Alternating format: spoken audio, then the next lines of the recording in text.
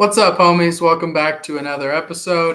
Today we're going to do a dual team preview of UCLA and Baylor.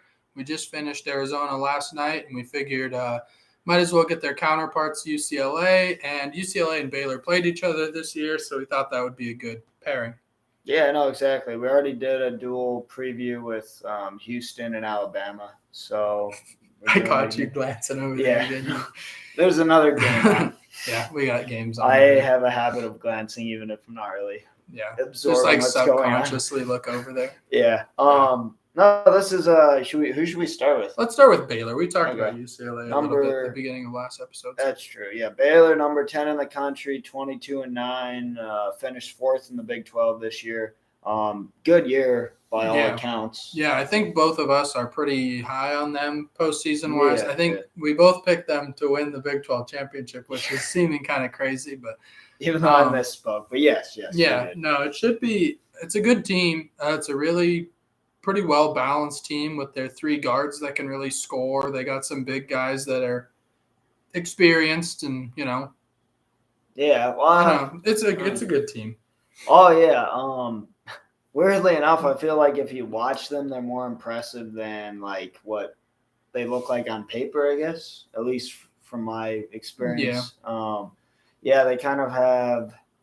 I mean, their front court's not bad, but the reason they're good is they're three-headed monster. Yeah, it goes back to the old adage that it's like a big cliche. Everyone says, "You need guards to win in March," and you know why they say it's because it's true. So, and they have them. L.J. Cryer, Adam Flagler, he's a senior, and then the superstar freshman Keontae George. He's leading the team in scoring at 16 a game. But you found something in the stats did. That I was looking at takes the stats. Away from that a bit. A little bit. He has the most usage on the team. He takes more threes than Cryer and Flagler. I think he takes the most shots on the team, and both of them shoot a higher percentage than him. So I don't know if that's necessarily a bad thing for them, but it seems like on paper they would do better if Cryer and Flagler were taking more shots. But well, I also found it weird. I knew he was a good player, but then when I see he's leading the team in scoring, it shocked me a bit because I don't really view them. I kind of guess I just view them as having a really good backcourt. I don't really view him as like the leader of the backcourt, which he's not, but I guess in scoring. Yeah, like watching them this year, at the beginning of the year, it was kind of like, oh yeah, Cryer and Flagler are studs, and then there's this freshman that's pretty good. But now it's kind of like he's a stud, and Cryer and Flagler are both really good compliments.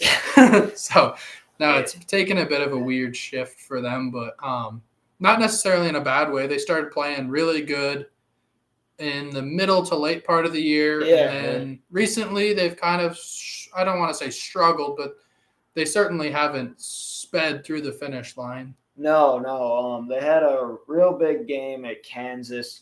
Looked good in the first half. George looked like Curry, like pretty much. Yeah. But then second half, they got steamrolled. They got beat pretty convincingly by Iowa State this weekend. And they play them in the Big 12 tournament, actually, Thursday. Should be interesting. So, Iowa State, crazy good at home. Although Baylor was at home for that game, weren't they? I believe they were. Yeah. So, who knows? Iowa State's a weird team. I said earlier in the year, actually, one of our first couple episodes, I said watch out for Iowa State in the tournament just because it's a hard team to play someone that plays so slow, doesn't turn it over, plays great defense. It's just I don't know. It's not fun to watch when you play somebody like that, and it's just hard to play them. So, it reminds me of Virginia back in the old day, 2015 Virginia. Yeah, that's a good comparison of a good team that no one wants to watch, essentially. Back when they had like Parentes and Malcolm Brogdon, those dudes for Virginia. Yeah. Yeah, Baylor, they have quite a few losses, relatively speaking, but really for being in the Big 12, they've lost to the normal Kansas, TCU, Kansas State twice, Texas, but they got blown out by Marquette, who's top 10 team. Marquette, kind of surprising. Every time I see Marquette, I find something new about them that's pretty impressive. So I don't know. They're a really good team, and they've had a heck of a year. But it was all about Marquette in that game. They scored 96 points, shot 12 of 25 from the three. I don't know. They just only had 70. Absolutely made it rain. So. Yeah. I think another thing with Baylor that you pointed out, and I don't know. I guess though I think of them as just like, okay, they have like a 3-headed monster, and that's their team. Mm-hmm. And I mean, they do have some depth in the front court. I would say they got like a lot of rotational pieces. Yeah. They got like Langston Jalen Love, Bridges. They got Thamba. Yeah, and then obviously. Jonathan Shamwa Chachawa. Get that right? Oh, yeah. Okay, good. Nailed it. He had a terrible knee injury over a year ago, barely now, but he came back. He's not quite at where he was, but he's not far off statistically, which I was surprised with. I was like, oh, that's probably that's what they've been missing all year. But no, these other guys, they are essentially, with him in the mix with Thamba and Bridges, all together, they're getting over, I don't know, like 20 points, 20 rebounds a game. So their front court with those three guys and some rotational pieces, they're pulling their weight. But. Yeah, exactly. They kind of spearhead it. They kind of all work together to get it done in the front court. Which is probably better. Like, it looks alarming at the outset. I'm like, where are you getting your presence? But I guess if you have like more than just one big guy or two, then it might actually be better for the team in some ways. Yeah, but in my deep dive with the analytics, I've learned that Baylor's interior defense can struggle quite often. They give up a pretty good 2-point field goal percentage to other teams, and they really can struggle the defensive rebound. So that's a little bit scary for if they play somebody. I mean, look at last year's team against North Carolina. They got mauled on the glass in that game. Yeah. So maybe it's just a player personnel thing. Maybe it's a coaching thing. I don't know. But it's something to look out for if they play a team that's really good at offensive rebounding, like UCLA. Yeah, exactly. No, UCLA, weirdly enough, UCLA, very good rebounding team, but they lost. For being undersized, they rebounded crazy well. Baylor, beat them by 5 when they played? Yeah.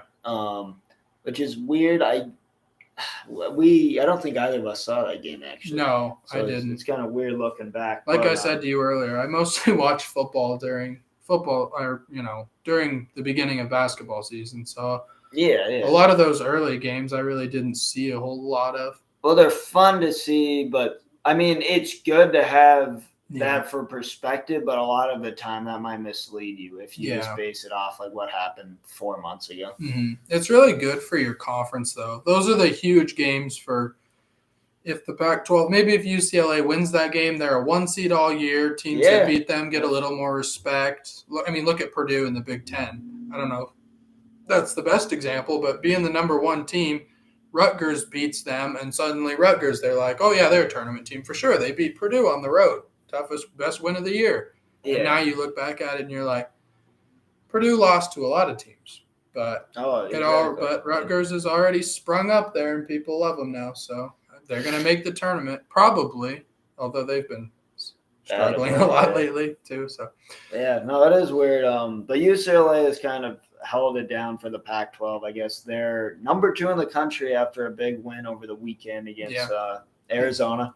Yeah, they're going to jump up to a 1 seed this week, probably. Yeah. I mean, it'll be interesting if they lose in the championship or something, what they would do with them. But I think they would be a 1 if March. The tournament started today. There are only 4 losses on the year. So really, I don't want to say they've coasted, but I mean, through conference play, they really haven't had they haven't lost enough games to have really bad stretches. Yeah, and I was looking through their schedule too earlier, and like I said, they've hardly had any close games either. Which is not great. No, it's a little alarming because you're not really tested that much. I think I said they've only had 4 games decided by 5 points or less.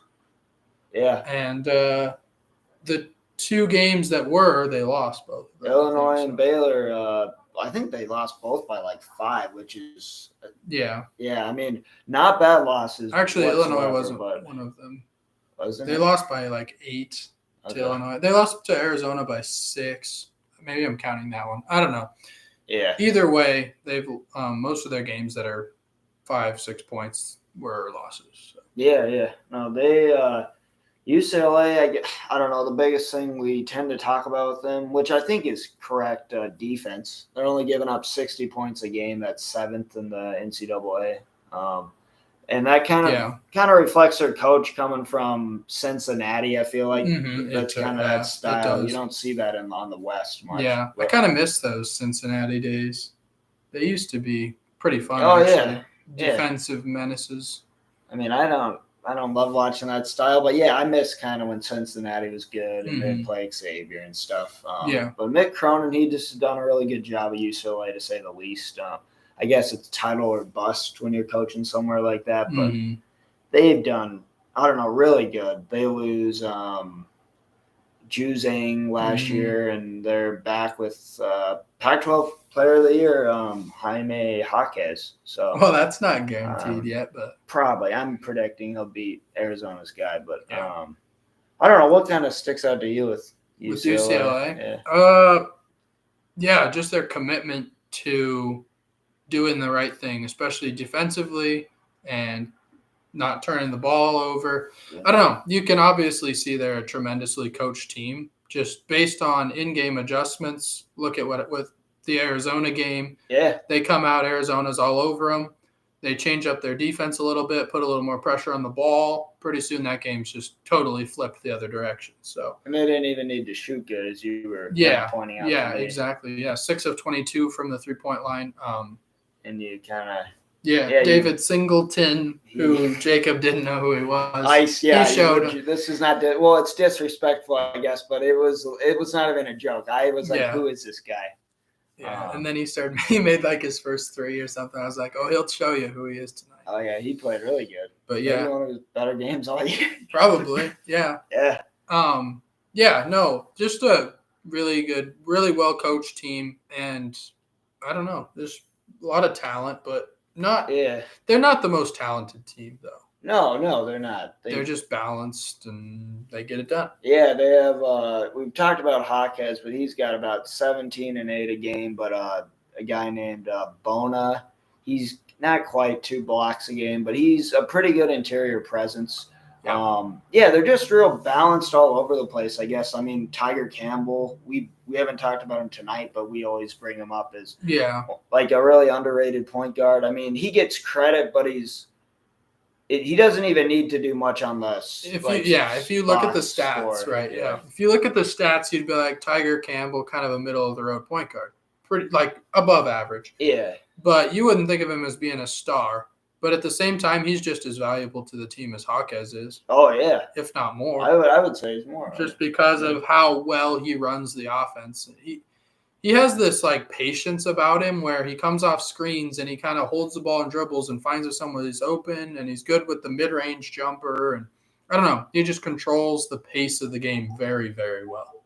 Yeah, and that's kind of UCLA's game. I mean – a lot of pick and roll, a lot of swing it around the horn, find open guys. It's pretty good. Yeah. They're a good team. Oh yeah, for sure. One big thing I think that especially is worth noting, like this happened in the Arizona game. No one noticed, including me, because they handled us just fine without this guy. But junior guard Jalen Clark, he was in a boot at the end of the game. They haven't said, what kind of injury he's got, but that's not a great look. Maybe it's just he could be out for the tournament. That would be a big loss. I don't think it would be a really big loss. Yeah. Like, I mean, that's something to watch on the bracket. Like, if he's gone, that could be one of the things that takes them from like national championship contender to like just another one of the good teams. Yeah. He's kind of leading the team in steals, actually. He gets really good defensive player. Yeah, he's streaky shooter. I wouldn't say he's a great shooter, but he's streaky. A lot of hustle plays. Yeah. Dare I say glue guy? Kind of, yeah. Kind of. Yeah, 13 and 6 a game. Defenses, I guess. I feel like he kind of represents their team good. Yeah. Like, what really stuck out to me was there was kind of a loose play. Arizona gets the ball, takes off dribbling. I think it was Ramey who just had the worst night ever. And he kind of snuck up behind him and stole it from behind. Yeah. Okay. And then he got a layup. Okay. Yeah. Okay. That was in the first half. And then obviously he got hurt. Yeah. But yeah, maybe it was early second. I don't remember for sure. I think I vaguely remember what you're talking about. But no, UCLA, we'll see how they do this week. I mean, they're not going to be any worse than a 2. They played their way to a 1 despite not losing much, but I think it's just the lack of they didn't have teams to really beat other than Arizona that could really catapult them there. Yeah. Their preseason and they didn't really – they did okay in the non-conference. I mean, obviously, if they beat Baylor, they're a 1, possibly number 1 overall seed. Not that good, really. Compared to, they most of their opportunities to beat a big team. They did win at Maryland. They stomped them. But other than that, they didn't take advantage of any of the big games they had. Right. Lose to Baylor, lose to Illinois. Yeah. I mean, they didn't have – they beat Kentucky. They beat Kentucky in Maryland. Which I don't really think about. But Kentucky's redeemed themselves a bit. Right. Yeah, I don't know. It's hard to really judge that game, though, because Kentucky was playing so bad at that time. Yeah. That it's kind of like, it's not much of a I think even now they're a projected 7 seed. I mean, you beat a tournament team essentially with a big name. Right. I don't know. Mm-hmm. I don't know. Where do you see them going? UCLA? Yeah. I think they're a Final Four good team. Okay, fine. We keep running into this issue where every team we predict is like Elite 8, and I want to put them there again, but I would lean. I'd say Elite 8, and I would say closer to Final Four than I would 16. Yeah, no, I actually agree with that a lot. I would say they're a very mature team, and I think we've kind of explained why I would describe them that way. But between coaching and just their players, it's tough because I don't view them as like a national, especially with the injury. I'm going to assume he's out. Hopefully not for him and for fans of basketball, but I'm assuming Jalen Clark's out, and even with him, I wouldn't say they're going to win it all. It's weird. They're ranked number 2, but I feel like I cannot picture them making the Final Four even. I would say Elite 8. I mean, if they get a favorable region or something, and maybe there's an upset and they get kind of a cakewalk, relatively speaking, there's not many teams that they'd run into that I don't think that they can beat though. That they can't beat? Yeah. Yeah. No, I agree. That's the thing. If you're going to beat them, they're a good enough team. Yeah, and it's going to be close. Even if you play really good, then it's going to be a close game. You're holding your breath. The way they play so hard, and they have a lot of, I don't know, they got a lot of dogs on their team, I want to say. But I don't know. No, fair. No, I think you put it best, though. They're closer to Final Four than Sweet 16, but they're kind of in that gray area there. Yeah. There's a lot of teams in that gray area for me. That's they could be Sweet 16, they could be Elite 8, they could be Final Four. I don't know. What about they could get bounced early. They're right in the same exact spot for me. I think they're actually closer to Sweet 16 than Final Four, though. I don't know if they'll get there. I had a lot of faith before, but I don't know. Just looking at it's that front court, and it's not that they don't produce points and whatever. It's that they don't really have a physical presence inside defensively, and they don't rebound particularly well. So if those guys aren't shooting very well, I don't know. Yeah, no, I agree. I'll just say Sweet 16. I don't think they – that's the thing. I'm almost tempted to say a round of 32, but that's really that's disrespecting them to kind of an idiotic extent. That's very disrespectful. I don't know. Just I've seen them play really good, but then when I look at their high, they are a championship contender. Yeah. At their low, they are a round of 32 team, and I don't know. Yeah, I don't know. They do have the one thing I always like is when you have a star freshman, but you have veterans with them because then he doesn't have to be the guy. But in terms of leading the team, he is kind of. But I mean, they're really balanced. Flagler and Cryer are up there around 15 a game. They're kind of similar to Alabama. All very even. Yeah, Baylor's going to be a really weird team, actually. Yeah, they're kind of similar to Alabama, in my opinion. Just in terms of freshman guard that's really good, Brandon Miller. Veteran guards that are really good. Quinterly and Sears. Flagler and Cryer.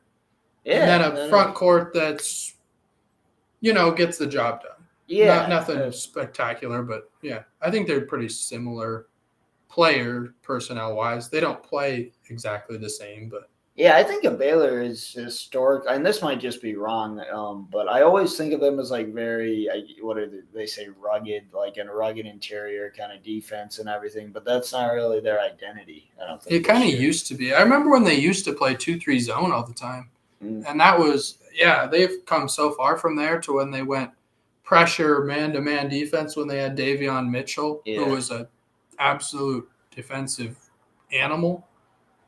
That would just take whoever the best guard on the other team was and completely take them out of the game. They're kind of lacking that this year. So yeah, they do have one of the best coaches in the country, Scott Drew. So I mean that counts for something. Yeah. Sweet 16, I guess. That's the thing. They could easily. It's not like if they went to the Final Four, it would be a shock. It's just they're not. They're a little inconsistent, and if you have to make a bracket and put money down, you're usually not gonna. They are inconsistent, but at the same time, they could be one of those teams that once they get to March, they kind of settle down. And those guards, I mean, when you don't have time to prepare for a team like Baylor, it could be tough to match up with. Oh yeah, for sure. No, this was a good preview. Yeah, I like how we did kind of two power conference teams that have played, but I don't know this. Yeah, very different teams. Yeah. But yeah. Who are we doing next? This week this is it. We're getting our top 16 done. Starting to grind through them. I was thinking either Gonzaga or Texas maybe next. Yeah, almost. Or Indiana maybe. Indiana's there, yeah. Okay, yeah.